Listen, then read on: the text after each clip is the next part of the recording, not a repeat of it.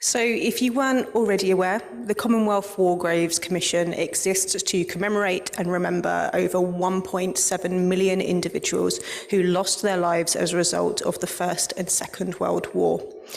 We say 1.7 million, but that number is changing all of the time as further discoveries are made and more lists of names are uncovered, and I'll talk a little bit more about that later on. The infographic that I have on the board at the moment is actually on display at our visitor centre in Ypres, so some of the numbers don't quite match up to our global mission. But there are some numbers that I did want to draw some particular attention to. We have been an organisation for over 100 years now.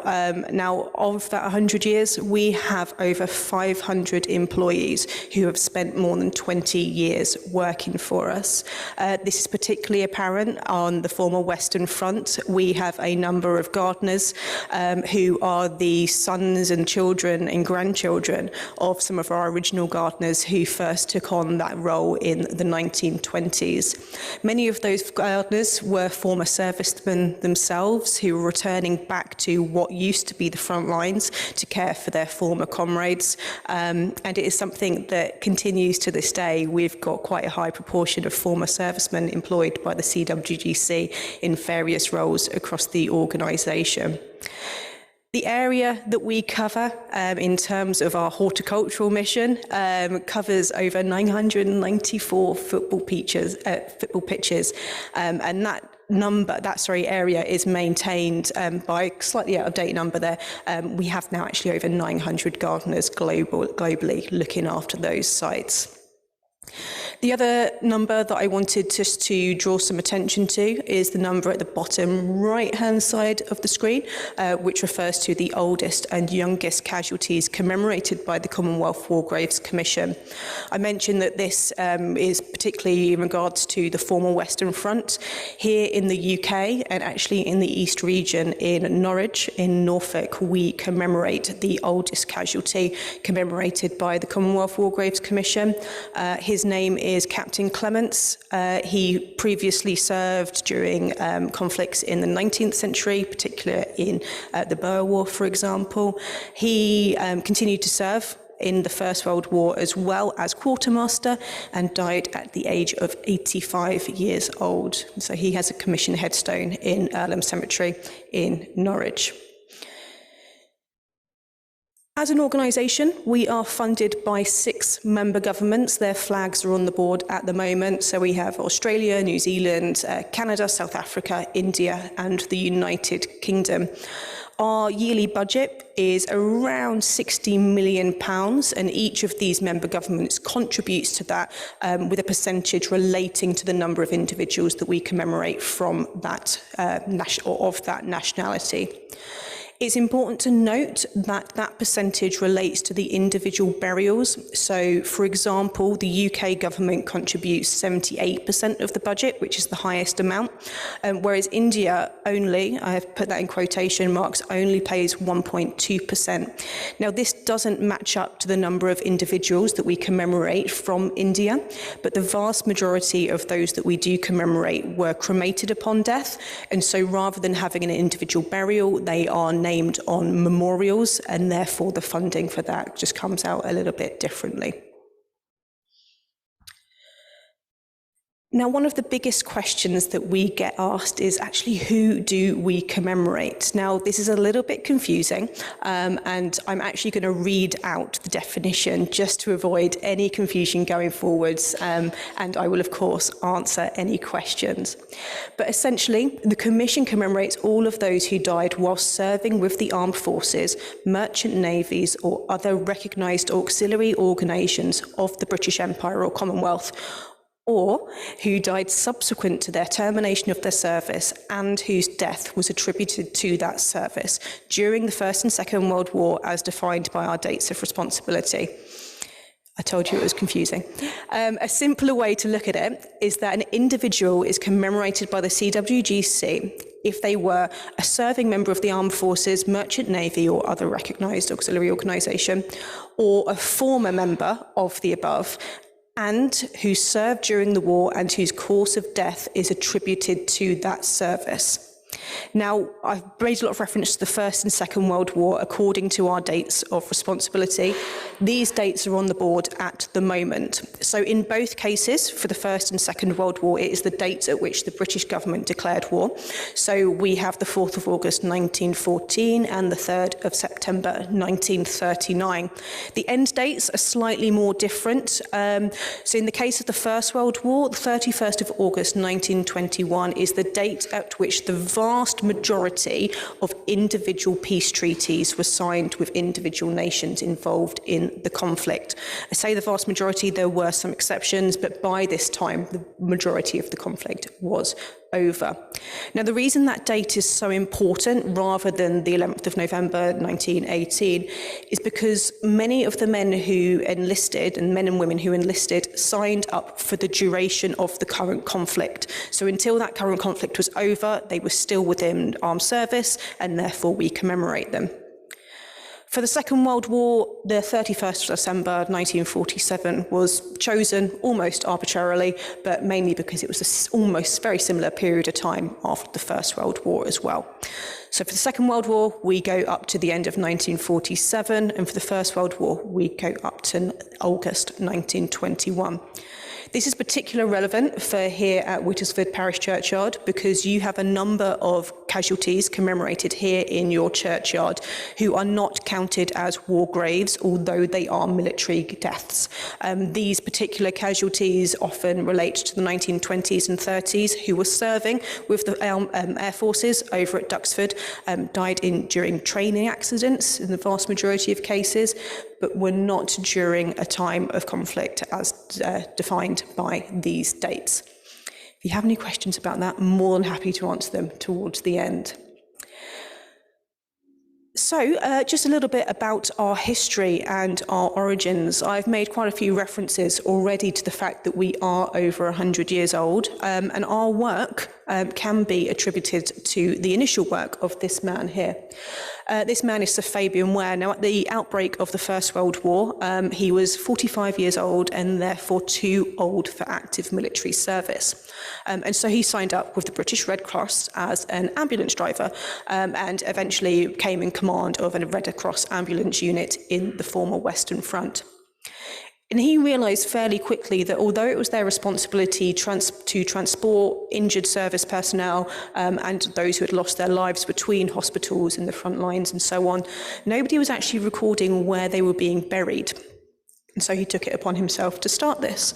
And this work grew and gained the attention of other ambulance units in the local area and finally gained the attention of the British government. And they said, carry on. He became then in charge of what was initially referred to as the Directorate of Graves Registration and Inquiries. But by May 1917, by issue of Royal Charter, the then Imperial War Graves Commission was established, with the Prince of England, then Prince of England, serving as president and Ware serving as vice chairman. And we've got a copy of that Royal Charter as well, which is kept in our archives. So although we were established fundamentally in 1915, but officially in 1917, are we okay? Oh, we're just a little bit crossed up. It wasn't until, thank you, Alistair, it wasn't until the 1920s that our work really began in earnest.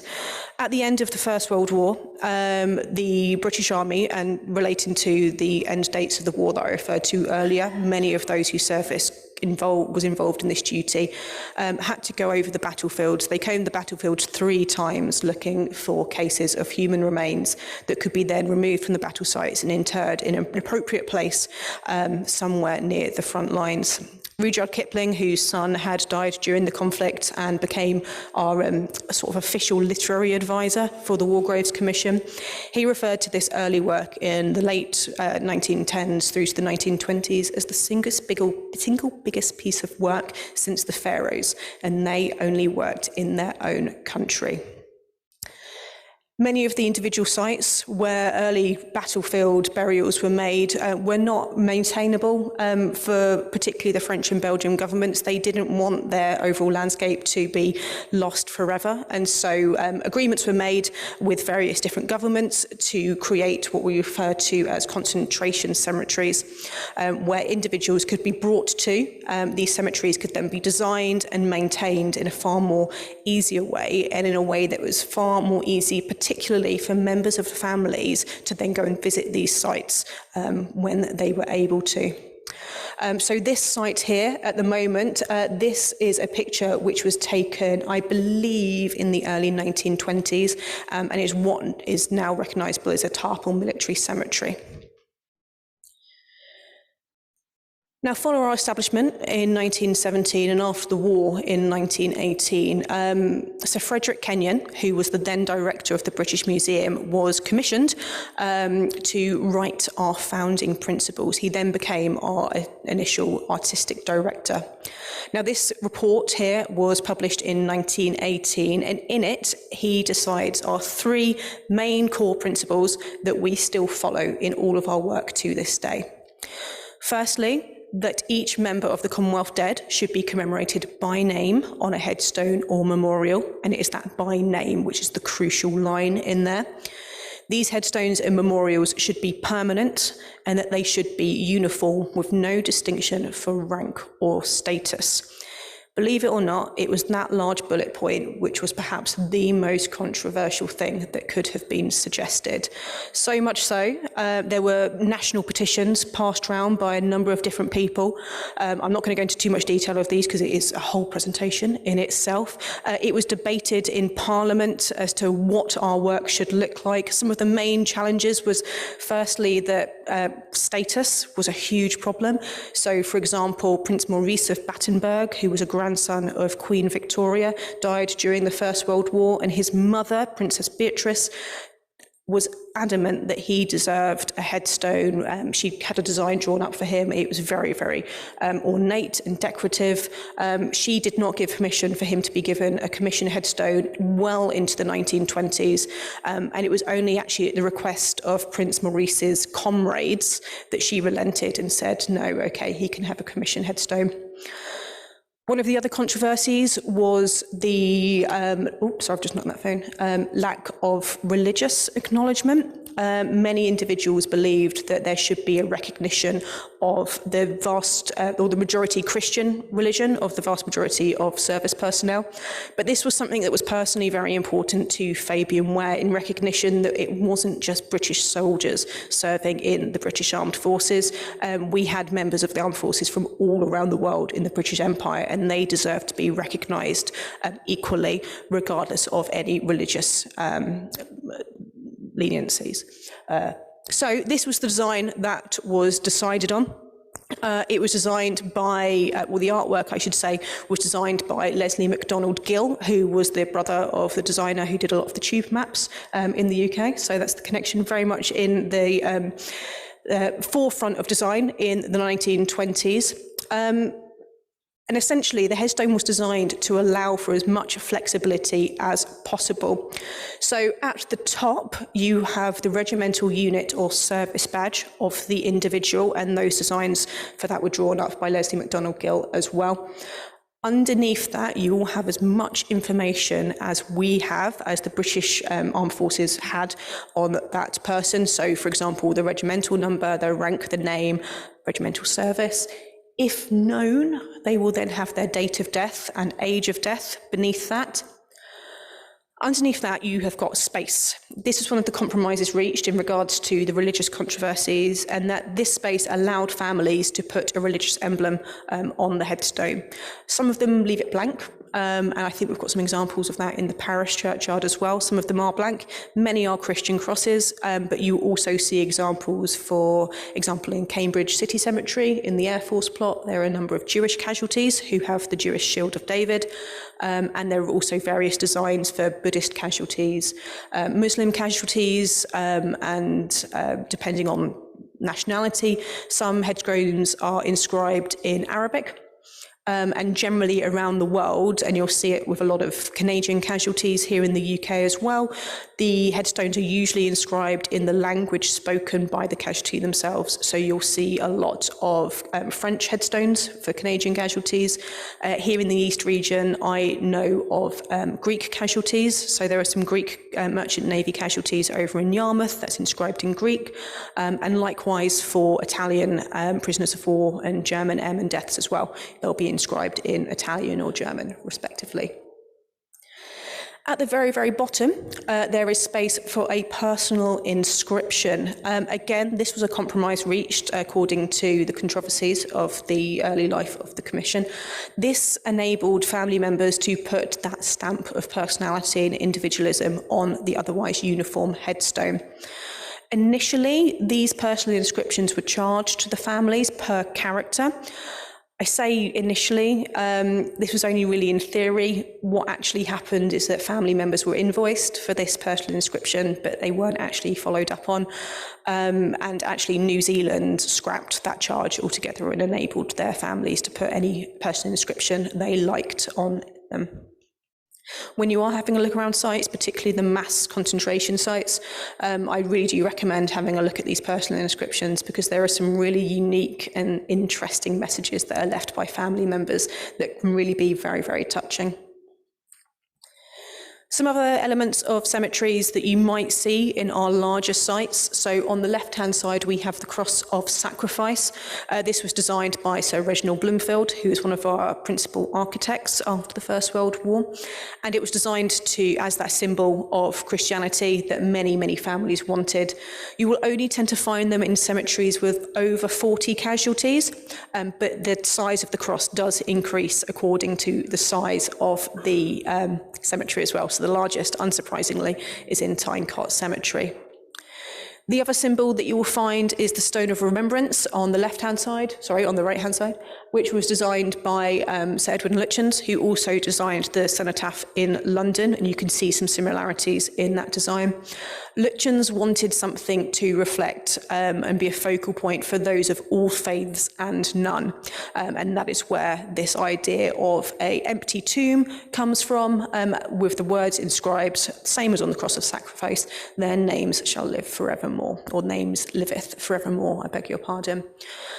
The Stone of Remembrance is quite a hefty piece of stone. It weighs about 3.5 tons, and so you will only find it in sites where there are over 500 casualties. So there is one, not over 500, more than 1,000 burials. So you will see one in Cambridge City Cemetery as well. There are just over 1,000 burials in Cambridge City, so just ticks the box for that. One of the biggest problems after the First World War was finding out a way to memorialise and commemorate those who had no known grave. So I mentioned earlier the work of the Directorate of Graves Registration and Inquiries, whose role it was to try and track down every individual who had been buried, but also note everybody who had been lost during the conflict. And it was about a 50-50 split between the number that we knew had died and the number whose graves we knew the locations of. So over 1 million dead, about 500,000 of them had known graves, about 500,000 had unknown graves.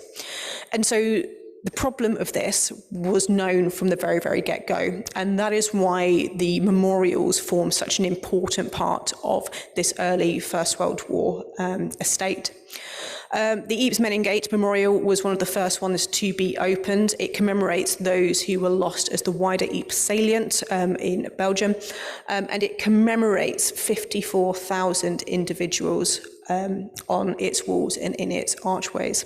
The vast majority of those individuals are from British, Australian, Canadian and South African and Indian armed forces. And many of you have probably visited, and you will know that at 8 o'clock every evening the last post is sounded. That started in the 1920s, and the only time that ceremony has not taken place was during Nazi occupation during the Second World War. It did continue through the COVID-19 pandemic. It was just closed to members of the public. Very, very quickly, I'm going to highlight some more of our global sites and just the scale of our work around the world. So I've got a picture here. It's not very clear, but the numbers don't need to be clear, but it does just highlight all of the individual countries that we commemorate individuals and have sites. Unsurprisingly, in Europe, those numbers are particularly high, but I did also just want to draw attention to sites in India. You can see there is a large number of casualties commemorated there. Singapore, where there are over 29,000 individuals commemorated, and Egypt, where there are over 52,000 individuals commemorated as well. Tynecott, that I mentioned earlier, is our largest site. It's in Belgium and was designed by Sir Herbert Baker, another one of our principal architects from the First World War. On the memorial, along the back, there are 35,000 names of New Zealand and British forces, and in the cemetery in the foreground, there are 12,000 individual graves. Of those 12,000 graves, 70% of them are unknown soldiers. And once again, Tynecott is connected to the Ypres salient, so the Meningate and Tynecott commemorate the missing between the two of them. On the right-hand side, we have the Thiepval Memorial in France, which commemorates the missing of the Somme. It was designed by Sir Edward Lutyens and has 72,000 names inscribed on it. The Thiepval Memorial in particular commemorates the working relationship between the British and the French forces. So in the foreground, and we can see the British forces on the left-hand side and the French forces on the right-hand side, there are 300 members of both forces buried in that cemetery in the foreground. Just as a side note, I don't know if anybody's planning to visit our sites in the Foremost Western Front in the upcoming months or years. Thiepval is currently under or in the middle of a major restoration project, so it is under scaffolding at the moment, but it should be finished by the end of the summer. Likewise, the Meningate is about to undergo its first major restoration project for January next year as well. So if you've got plans for next year, just be aware that that is the case.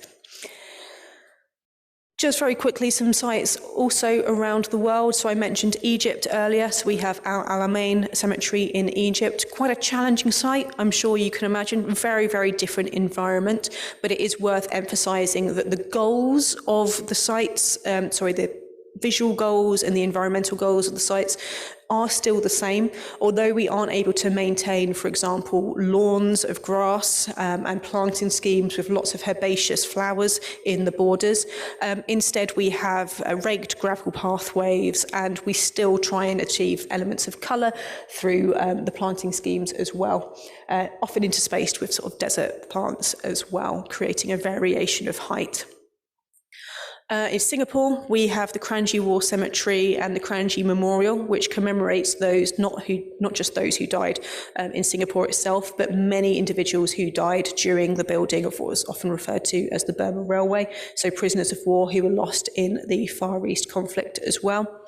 The Singapore Memorial at Kranji is my personal favourite memorial. It's one of the latest to be designed in the 1950s, and its design takes inspiration from all three branches of the armed forces. So it's held up by columns on which the names of the missing are inscribed, and they represent the infantry lines of the army. Across the top, there are the wings of the air forces, and at the middle, which is topped by a golden eagle, is the funnel of a ship. In the middle of the slide, we have the Basra Memorial in Iraq. This is one of our most challenging sites to maintain. The safety of our staff will always be the priority when it comes to difficult to maintain sites. So, for example, in Iraq, we haven't actually been able to visit it for a number of different years. We're able to monitor it in connection with the British Armed Forces, but we haven't been able to carry out any restoration work on it for a number of years now. Some of you may have visited Gallipoli, particularly the Gallipoli Peninsula, which is very famous for the Australian and New Zealand role during the First World War. It became apparent very, very quickly that the standard headstone design was not going to survive on this peninsula. It is very, very susceptible to ground movement and extreme weather changes. We want our headstones and memorials to stand in perpetuity, and it wasn't realistic to be replacing them as often as was going to be necessary. And so it's in Gallipoli that we find one of our first examples of variations on the headstone design. In Gallipoli, casualties are commemorated on what were initially referred to as Gallipoli markers, now referred to as pedestal markers as they're used elsewhere. And essentially, they're a lot bigger than they look in this picture. This picture makes them look like they're about A4 size, much, much closer to A3 size. It's a block of concrete which extends down into the ground, and then there is a block of inscribed Portland stone on top of that as well, which contains all of the same information that you would see on a commission headstone elsewhere. I mentioned earlier that our 1.7 million individuals that we commemorate is changing all of the time, and that is particularly the case at the moment. In 1914, a Channel 4 documentary was aired, which highlighted the failure of the War Graves Commission to commemorate many individuals, particularly from North African and Middle Eastern forces after the First World War. A special committee was launched and carried out a 2-year investigation, the results of which was published April last year. The conclusions were that, yes, the War Graves Commission did fail to equally commemorate many of those who served during the First World War. And so we're now undertaking a very significant and wide-reaching research project in order to correct that. We have got teams working very much on the ground, talking with community elders in particularly North Africa at the moment and West Africa at the moment, but also working in archives here in the UK, trying to identify individual names that can then be inscribed on new memorials. I mentioned the Basra Memorial earlier. This is one of the sites that we are needing to correct once we are able to. The Basra Memorial has on it inscribed the names of British officers and personnel, but only Indian officers, and contains numerical commemorations for the Indian personnel. So once we have the names of those Indian personnel, we will be carrying out corrections on that memorial so that they are commemorated by name, according to our founding principles, in an appropriate way. It may surprise you to find out that there are actually over 300,000 commemorations to servicemen here in the United Kingdom, obviously Wittisford Parish Churchyard being one of them. There are 170,000 individual war graves, and the rest of those numbers are commemorated at memorials such as at Brookwood. There are a number of memorials there, but also naval memorials around the coast. So there is, for example, Chatham Memorial, Portsmouth Naval Memorial as well, which commemorates those lost at sea. Here in the United Kingdom as well, we have, in the East region of the United Kingdom, we have the Lowestoft Memorial over in Suffolk. And that commemorates men of the Royal Naval Patrol Service who lost their lives in service of often minesweeping exercises across the North Sea and the Channel and in the Mediterranean. All of those who have no known grave, but their names are inscribed on this memorial instead. The graves that you'll see in the UK do vary a great deal. So, of course, there is the commission headstone that you'll see quite a lot of, but you will also see private memorials. So I mentioned that some individuals didn't want to have a commission headstone. That was fine. We were never going to force them to have one. However, because we weren't established until 1917 and the headstones weren't put in place until the mid-1920s, many families had already erected their own headstones. Now, because our founding principle says that they must be commemorated by name, we mark these private, or we count these private memorials as their official place of commemoration. So this headstone will be included in our database. We cannot touch these, though. They remain the property of the families rather than the property of the War Graves Commission. So we will keep an eye on them. We will make sure that they remain legible and the casualty's name remains legible. But other than that, we can't really do much with them. At the point that the name becomes illegible, then we start to see what we can do. As much as possible, we will always try to get in touch with the family themselves to find out what they would like us to do. It's not always possible, and then we work with often parish churchyards or council municipal cemeteries to see where we can commemorate them elsewhere appropriately. Something that you'll increasingly see in the United Kingdom, in any case, is that we might preserve the private memorial, but place one of those pedestal markers within, for example, the curb, or even a commission headstone within that curb. If that's not realistic and not possible, we might commemorate them on a special marker elsewhere in the cemetery or on a memorial elsewhere. In the UK, you may also see headstones with notches out of the top two corners. I think we might have some in the cemetery here. These often relate to what we refer to as non-war dead. So I mentioned the dates of responsibility earlier. Sometimes individuals outside of these dates will have a commission headstone. They are handled on a case-by-case basis, usually in conjunction with the Ministry of Defence. We do have a contract with the Ministry of Defence, particularly with sites where there are a lot of war graves and non-war graves, that we may look after those sites on behalf of the Ministry of Defence, and they give us some extra money for that as well. Whilst the Portland stone is the most common stone that you will see here in the UK and in Northern Europe, it's not the only stone that we use. So on the page at the moment, I've got an example of a slate headstone, which you'll see particularly in areas such as Cornwall and Scotland. This is because of availability of stone, but also because of the subjectivity that different stones have to the environment in which they're placed. So slate is a lot more suitable for environments such as Cornwall and Scotland. In Scotland, you'll also see a lot of granite headstones. Again, much more hard wearing and more suitable to the weather conditions that they have up there. In the Midlands, not so much here in Cambridgeshire, you see it more as we head over into Northamptonshire and Lincolnshire. You have what is referred to as Stancliffe stone. Stancliffe stone causes us a lot of problems because it is a red sandstone rather than a white limestone. And so essentially it looks like dirty Portland. So we get a lot of complaints from members of the public saying, this stone is really dirty, can you clean it for us? And we have to say, I'm really sorry, it's actually a different stone. The reason for this is because Stancliffe is a lot easier to get hold of in the Midlands, or at least it was after the First World War, and so we will maintain that historical decision rather than imposing a new one as well. I'm going to talk very briefly about our other nationality headstones because I'm going to spend more time talking about them later on in the tour of the parish churchyard. Although we commemorate those of the Commonwealth, those 6 member governments that I mentioned earlier, we do also include within our estate commemorations to those of other nationalities who served with the British forces during the First and particularly the Second World War. Here at Whittlesford, we have got examples of Czech and Polish airmen commemorated who served at either Duxford or Falmere. So on the far left, we have an example of a Polish headstone. The next one along is a Czech headstone.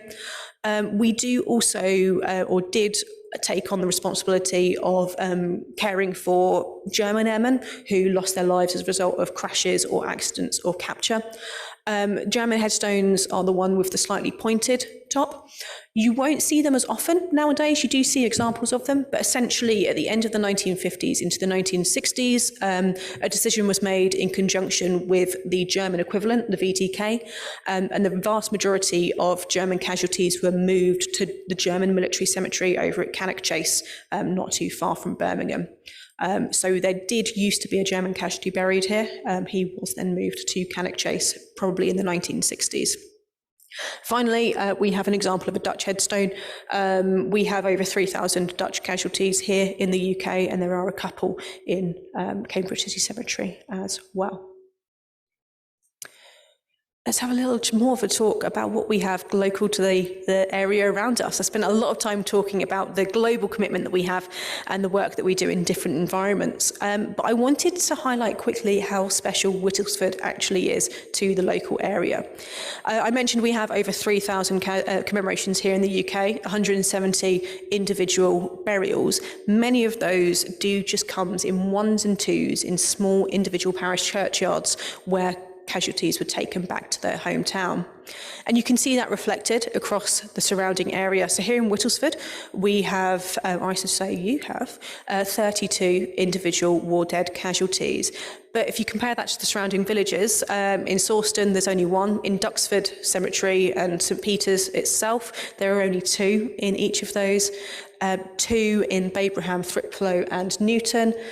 Just going a little bit further, Shelford, there's a little bit more, slightly larger towns, you'd expect that. But I do want to just emphasise that in Stapleton, you've got quite a large number.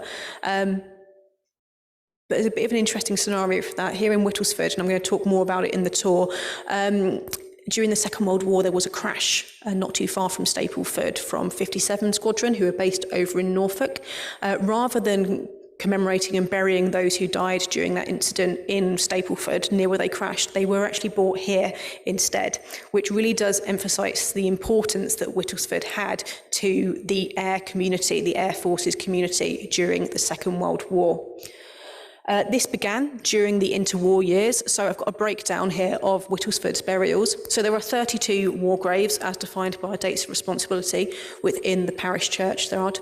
Only one of them is from the First World War. 29 of them are from Air Force casualties, and then there are 4 foreign graves. In addition to those 32 war graves, there are 19 non-war graves. These are military deaths, Air Force deaths, which took place during the interwar years when Duxford and Falmouth were being used as training sites for the RAF. I'm going to be sharing some of these stories in the tour later on, so I didn't want to go into too much detail of them today. And there's also quite a few local historians in the audience who have carried out lots and lots of research into these war deaths, these war casualties, and I'll refer you to their research as well at the end as well. There's a new booklet which has been published as of today, well, yesterday, which is available for purchase over here. So please do have a look there. They've got a lot more detail about individual war deaths within that as well, and non-war deaths as well. I wanted to highlight some of the archival documents that we have here at with the War Graves Commission relating to Whittlesford Churchyard. So I mentioned the Directorate of Graves Registration and Inquiries, which evolved then into the War Graves Commission, and the fact that one of our earliest jobs was to record every single war grave that we had here in the UK and around the world. This is an example of one of those documents. This document, and I'm going to tell you the details because it's quite hard to see, not just because the handwriting is a bit difficult, but this document was first written on in 1920, and it records our First World War death, our First World War casualty, which is buried here, Private Andrews, whose story I'll tell a little bit later on. Now, Private Andrews' grave is a private memorial. It's a private headstone which was put up. He died very, very early on in the First World War, and so the family had put that headstone in place before the War Graves Commission had been established. His grave is recorded along the first line. We've got the details about his regiment, so he's with the Cambridgeshire Regiment. We've got his name, we've got his initials, we've got his date of death, 1915. PP, which means a permanent private memorial. And then we've got a note at the end as well saying that we don't look after this, as is looked after by the families. Now, in 1926, somebody came back and added onto this and added the names of 2 further air casualties who had since been buried in the churchyard. Later on, and I haven't been able to date the later, I beg your pardon, they went back in 1921 to do that additional graves. In 1926, somebody went back again and said, no, these 2 latter additions are not war graves. They died after our dates of responsibility, and therefore they have been crossed out from our lists as well. So those that are not war graves but are buried here in Whittlesford from 1926, both of them, we have... I can't quite read his title there, but I think we've got a Warrant Officer Stroud, and possibly, I can't read that at all, Dwyer, but we can go and look for their graves a little bit later on. This really does just demonstrate how complex a site such as Whittlesford became very, very quickly when it came to the management and the operation side of the Commonwealth War Graves Commission. You would expect it's quite a simple task, just count up individual burials and then we'll keep track of them and we'll look after them. But these controversies grew very, very quickly, and just people had to make decisions. Who are we commemorating? Who are we not commemorating? It's quite sad to see these individuals' names crossed off the list. They did die during service. It was during training accidents. But I do think it's interesting to have this evidence that somebody has made that decision and said, I'm really sorry, we're having to cross them off our list. Just to explain, we've got the stamp from 1921 and the handwritten it says certified correct with the signature of whoever has made this decision, the 14th of March, 1926. For the Second World War, we were a lot better at what we did. We'd done a big job of it in the First World War, so when the Second World War started, we were able to go forward with a lot more efficiency and understanding of what the system should look like. This is the Graves Registration Report form, which was put together in 1953, I believe. And on it, you can see the more recent Second World War deaths, war casualties that are commemorated here in Whittlesford. Rather than being handwritten now, it is being typed up with handwritten amendments made to it, probably typed up because communication with the War Office had already taken place. We sort of knew where people were buried to start off with. And we've got far more details regarding what the grave is, what it looks like. So we have got initials saying that many of these are commission headstones. We have got one headstone down the bottom, which is our Polish casualty, and that is being indicated as well, that it's a different headstone. We've also, in the far right column, we've got information referring to whether or not these individuals' headstones have a personal inscription or not. After the end of the Second World War, into the 1950s, there was a big tour undertaken around sites in the UK and in the former Western Front, or in France and Belgium, I should say. And so we have lots and lots of photographic negatives of our sites from 1957 in particular. This is Whittlesford in 1957. These are the photographs that we have of their war plots. You can see that the headstones have already been put in place. You can see the borders have been planted. If you look a little bit closer, you've got some very, very young rose bushes that have recently been planted as well, in reaching maturity. And you can see the ways in which they have incorporated or linked them, to an extent at least, the interwar Air Force deaths as well. The Second World War plot sort of extended the plot that had already been established in the interwar years. And when we go out and have a look, you can see that they are actually buried in the same rows. And in some cases, what we refer to as war graves do stand next to these interwar graves and interconnect with them. Something else that changed during the Second World War as well was the efficiency of the manufacture of the headstones and the personal inscriptions being inscribed as well. So if you have a look at our our database, attached to individual casualty records, you will have archive documents relating to the graves registration, and usually for the Second World War, their headstone document as well, which describes and lays out what should be inscribed on these individual headstones. So this is an example of a page from the Whittlesford headstone document. We have the information about the casualties, we have the personal inscriptions that have been chosen, and you also have noted from the stonemason, line by line, how many individual characters are on each line, which are very interesting to see. What's also, from a social history perspective from this, is quite interesting, is that they will always have the address of the firm that has been contracted to make these headstones as well.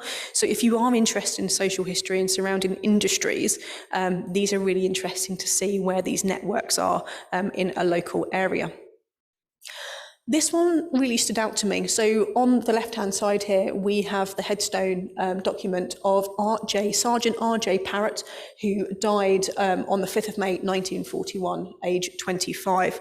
Now, the reason he stood out to me is because normally we have a personal inscription on here, but on this section, we have a line that says his parents, Herbert and Ethel Parrott, were killed by enemy action on the 14th of January, 1945. This gives us two pieces of information. Firstly, that the Commission were already in communication with his family before their death in 1945. And secondly, that we were also going to be commemorating his parents. During the Second World War, Fabian Ware who I mentioned was our founding force, I guess, wanted to commemorate all of those civilian deaths who had died as a result of air raids, particularly in the UK. Ultimately, the British government said no, because they didn't want that number to be known so publicly, particularly during the war itself. And so what the Commission did instead was start to collect what we now refer to as the civilian register. So essentially, this is a 4-volume book of every individual civilian who lost their lives as a result of enemy action during the Second World War. This 4-volume register is held in Westminster Abbey, and a page is turned every single day. So over the course of a number of years, these names are always on show. So these are Reginald's parents, Ethel Parrott and Herbert Parrott. through this information, I was then able to find a little bit more about Reginald and his family. So his father, Herbert, did actually serve during the First World War as well. So this is Herbert's attestation papers from the First World War, on which is recorded his marriage to Ethel in 1913, the birth of both Reginald in 1916 and his elder brother Stanley in 1914. And at the bottom here, I'm not expecting you to read it, this is the family's information from the 1939 register, where we can see that Stanley is working as a draftsman. Reginald is already serving with Volunteer Reserve of the RAF, which is important to note, considering he then went on to serve during the Second World War. I can't read his occupation, I'm going to be honest. He's some kind of clerk, local something clerk, but I can't make out it. Yeah, sorry? Government clerk. Somebody has worded, maybe it's the distant that helped. The closest I got was goat clerk, which I knew was not going to be right. So government clerk, there we have it. Thank you very much. Local government clerk. This sort of concludes my talk for you, my lecture for you this morning. Thank you so much for paying so much attention to me. I have just got some contextual slides. So if you do want to find out more, obviously come and join me for the tour this afternoon. We also have a very big presence online, so you're very welcome to join our regional Facebook page where we post local stories, local historians as well, share the stories of those commemorated in our region. This week is a very, very important week to us. This is War Graves Week. Wonderful that it crossed over with your own History Week. So this is actually my first event for War Graves Week. Our theme this year is Ordinary People, Extraordinary Times. And we're looking at very, very closely the skills and careers of those that we commemorate and how it crossed over into their war service. So if you are interested, we have a number of other events taking place across the region. So we have 3 tours taking place in Norwich City Cemetery. I mentioned earlier, this is where Captain Clements is commemorated. On Tuesday, we're going to spend the entire day at Mill Road Cemetery in Cambridge. You're more than welcome to come and join us. A little bit further afield, if you're interested particularly in Second World War casualties and air casualties, we're going to be in Newark-upon-Trent in what was locally known as the Polish Cemetery on the 28th. And we're also going to be in St Albans this coming Wednesday. Our speakers programme, which is a part of this, is very kindly funded in conjunction with the McRoberts Trust. This was a foundation set up by Lady Rachel Workman McRoberts and her husband. They lost all of their sons due to air accidents, both during the First World War and in subsequent years. She set up this foundation, and they did eventually fund a plane known as McRoberts Reply with 15 Squadron with the RAF. So we're very grateful for them and their support with that. We also have our own charitable foundation, the War Graves Commission, which funds all of our outreach and engagement work. This was established a couple of years ago, and through this work we fund, for example, an internship which is starting again this year after a nearly 3-year break, where we work with young people. They go out and spend the summer working in France and Belgium as points of information and tour guides in usually Tynecott Cemetery and Tiepfel. We are also doing an increasing amount of work in sites such as West Africa and Nairobi. We're working with schools out there, again, to try and correct the errors that were made in the past. And we've also done a lot of work recently with Girl Guiding UK for a special exhibition down in Runnymede, to celebrate the life of particularly female casualties that are commemorated there. Thank you so much for your time. It's been wonderful speaking to you. If you do have questions, I'm very, very happy to do my best to answer them. And I'll be around to chat over lunchtime, and I'll hopefully see some of you later on as well.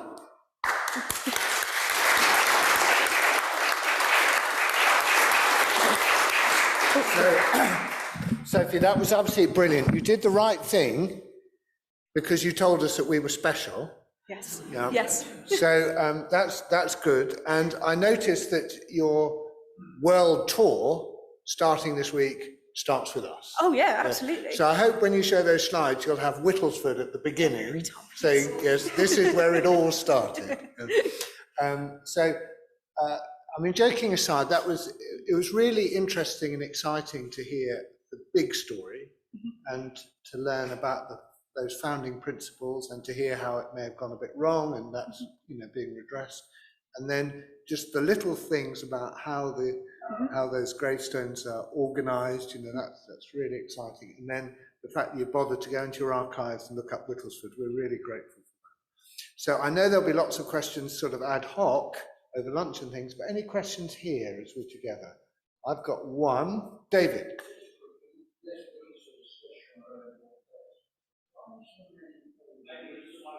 Oh, sorry. Yeah, just for the online streaming.